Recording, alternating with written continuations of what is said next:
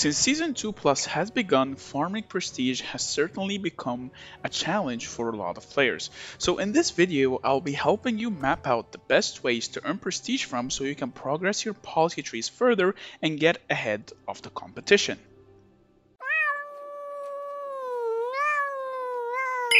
What is up guys, MEOWER here back with a brand new Call of Dragons video.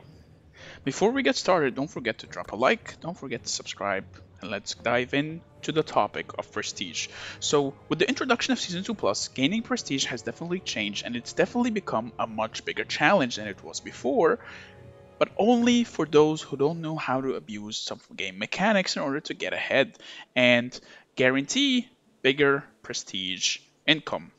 So in this video we're going to be breaking down a few stuff, some stuff you might know, some you might not know, so that being said, let's get started. Starting off, of course, farming prestige has now become from Darklings mostly. But what you didn't know is that forts also provided prestige now, though not all levels of forts actually give better prestige than Darklings. For example, by now you're probably gonna have level 8 forts and soon you're gonna be having level 9 forts. However, farming level 8 forts is actually not worth more than farming level 38 plus Darklings. And the reason for that is because you're earning 4,800 as the maximum for getting 100% damage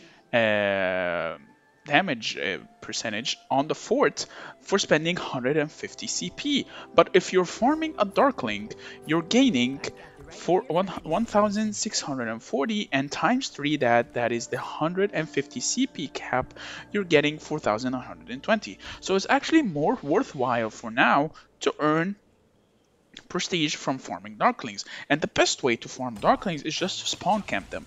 I made the video about this topic before, and now I'll be showing you the same trick again in case you didn't know how it works. It's just pretty much how the ability to spawn camp a Darkling. What you do is that you kill the Darkling, and as soon as you kill it, you pull your troops away immediately. And what that does is that it keeps the area empty, and it will force the Darkling to respawn in the same area. Now, do note this might not always work. Hopefully, it works for this video, so it's not that awkward. But it usually works like 90% of the time, and I use it all the time. And it's the fastest way for me to empty my CP instead of just traveling around the map looking for Darklings and all that stuff. Sometimes it might work, sometimes it might not, and it works. So usually it will spawn to level 39, as you can see here. It spawned again, and it spawned here level 38 instead. Now that's usual, though it is better to focus the highest level possible, even though there are intervals of 10 prestige per level of Darkling, which I assume would scale all the way once it reaches level 50, but since level 9 forts are coming soon, I'm pretty sure forts will become much better as a prestige source. The second thing that you can do is donation to Alliance Tech now gives 400 prestige per donation. Now whether that is you're using gems or using resources. Now do note that using gems is now actually more viable and more worthwhile compared to using resources, because gemming research has a higher percentage of giving crits, which in turn will give you more prestige, which in turn will accelerate your policies even further. So I highly recommend, if you have some spare gems laying around, to just gem it maybe all the way to 300. I wouldn't recommend gemming it more than 300, but because then it becomes way too expensive. Unless you're a big whale, then you can just gem everything and just earn everything.